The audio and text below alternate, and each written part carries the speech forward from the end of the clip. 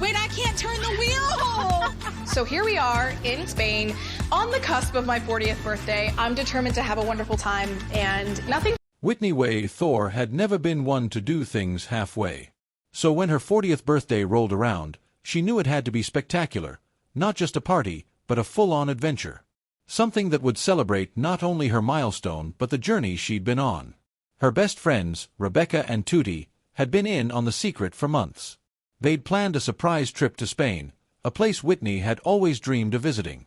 Sun-drenched beaches, tapas bars, flamenco dancing, and centuries-old streets waiting to be explored. Whitney was blissfully unaware as she sat in her apartment in Charlotte, North Carolina, sipping coffee on a crisp spring morning. The day of the trip arrived. Rebecca and Tootie knocked on Whitney's door early, eyes sparkling with excitement. "Pack your bags, birthday girl," Rebecca said, grinning. Whitney laughed, confusion and excitement mixing. "Spain? Really? To celebrate the best 40 years ever," Tootie added. Whitney's heart raced with anticipation as they drove to the airport. The moment she stepped onto the plane, she felt the thrill of new beginnings, a fresh chapter filled with possibilities. Barcelona greeted them with a warm, golden sunset. The city's energy was electric.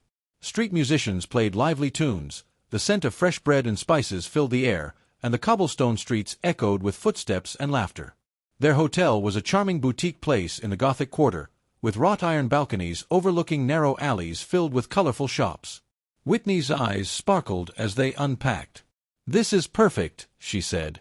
"I can't believe I'm actually here." That evening, the trio dressed up for their first night out. They headed to a flamenco show, a passionate dance full of rhythm, emotion, and fire. Whitney was mesmerized by the dancers, their feet tapping like thunder, their hands snapping with sharp precision.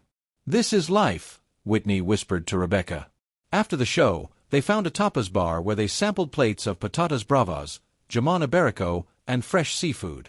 Laughter and stories flowed as freely as the sangria.